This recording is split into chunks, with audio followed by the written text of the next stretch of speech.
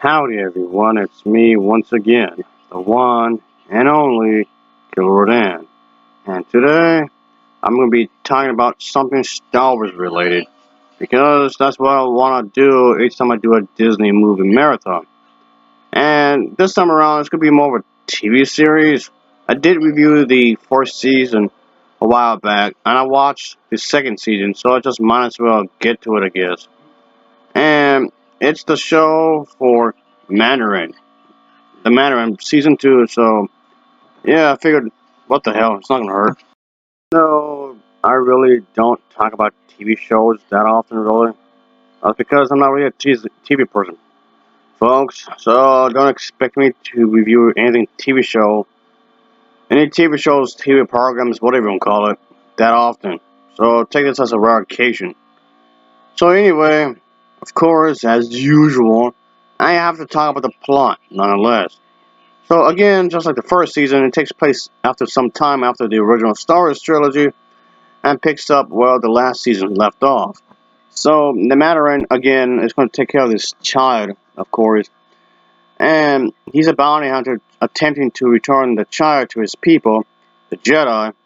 And yes, of course, that was kind of the plot line for the first season, sure, but it's just expand on what was done before. And yeah, of course, it's not going to be exactly easy at all. The Yeah, of course, I didn't see all the episodes right away, but it took some time. But anyway, in the first episode, we get to see that the things have been pretty crazy for our main character. Our main character here has been on a task of returning to his child, to his people, the Jedi, as mentioned a moment ago. He began searching for other people such as himself, whom can help him to find this said Jedi. And of course, is directed to a rumored Mandalorian operator. Yeah, we get to see this character making a return, of course. I mean, he's not the only one that makes a return. There's also the one character from the original Star Wars trilogy, Boba Fett. He also does make an appearance in the show as well. Even though it may not be all that long, but he does make a pretty decent appearance in here as well, folks. So there's that, of course. So for the second episode, we get to see that Mandarin agrees to take this individual on her eggs from, let's just say, he has no tax to do, where her husband would fertilize the eggs in exchange for some information on the other mandarins. Due to the eggs, being really fragile, they must travel at a slow pace and really, really carefully. Like on their journey, they are confronted by X-Men fighters who have forced the Mandarin to this nearby icy planet because he's wanted by the New Republic for his role in the prison break. He does crash lands on the planet, of course, so he has to fix his ship, of course. But yeah, things do become rather complicated for our main character because you gotta make it drama. You really do need some drama, I guess, for story's sake, I guess. The third episode that comes on here, we get to see that at this place, the frog lady reunites with her husband and they direct the Mandarin to a local inn where he can find some information about the other Mandarins. So there's also this fisherman who offers to take the Mandarin to the others, but on board the fishing ship is ambushed by other fishermen who want to sell his armor. So yeah, of course, the task just keeps getting more difficult as it goes. But the thing is that I don't want to spoil too much of it, really, folks.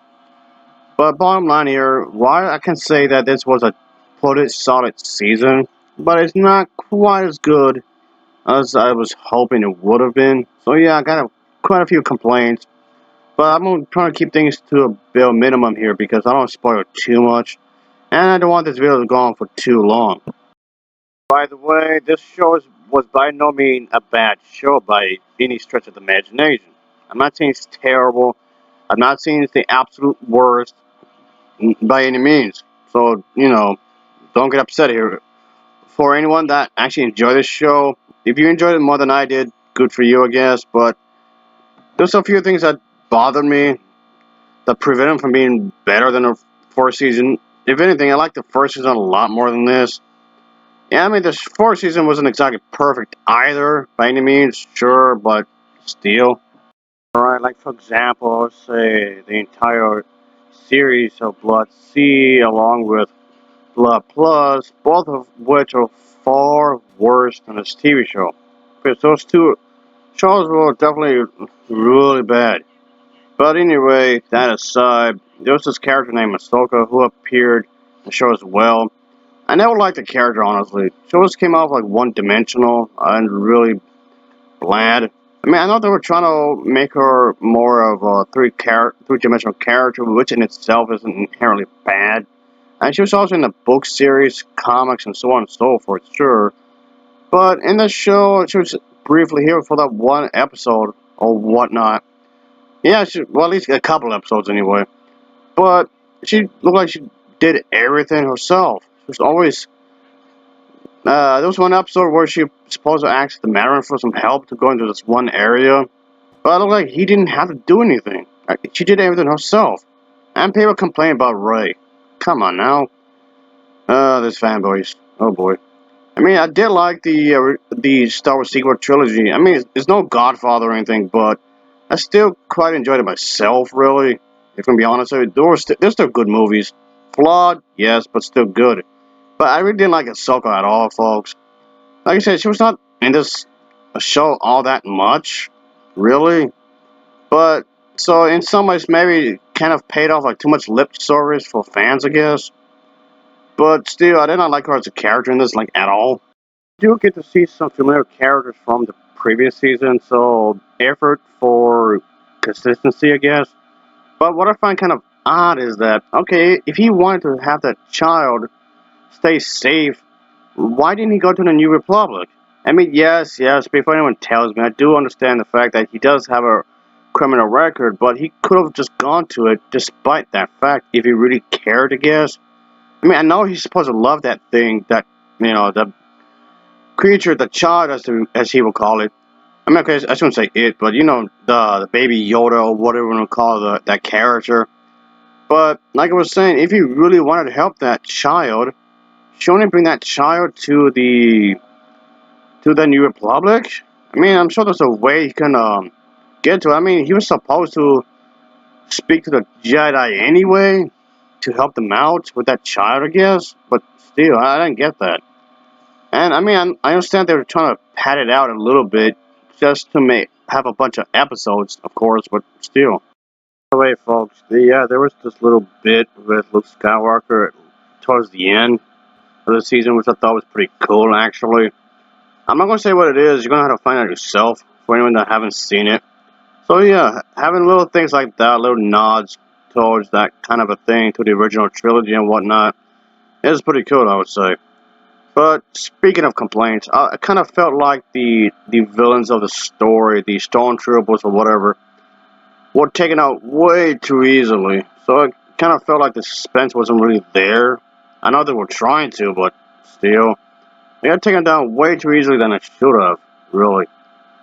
But complaints aside, this was a pretty solid TV show. The action was there, with plenty of explosions. This show definitely shows that it does have a budget, which is fine, because considering that this is Star Wars for crying out loud.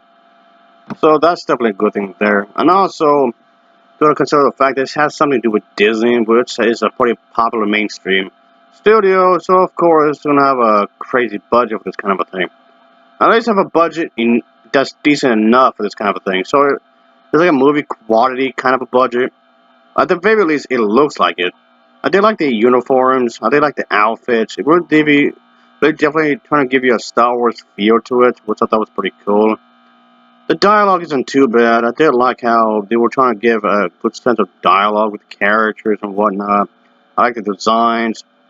So, there's quite a few things I did enjoy of the show.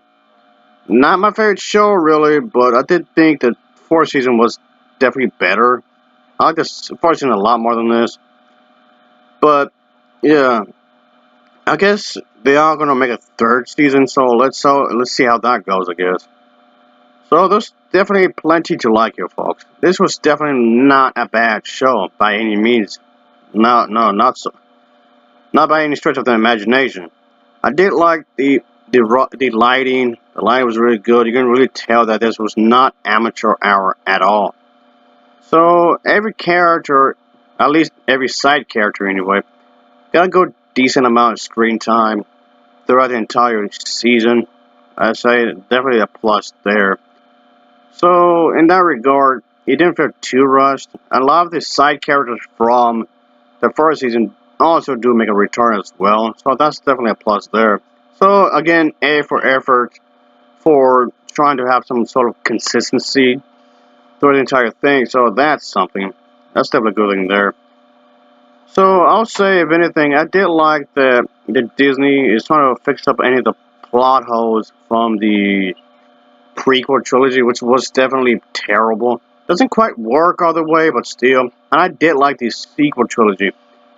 And yes, I also enjoyed the original trilogy as well. I did like how they were at least attempting to tie up a lot of stuff. So I appreciate the effort. Again, doesn't quite work all the way. I mean, in some ways it does. In some ways, yes, it does, but not all the way. Could be better, could be worse. I'll give it an overall rating of a 6.5 out of 10. It gets a 6.5 out of 10 for me. And of course, as always, thanks for watching and take care. Until next time, see ya. Oh yeah. Later. So yeah.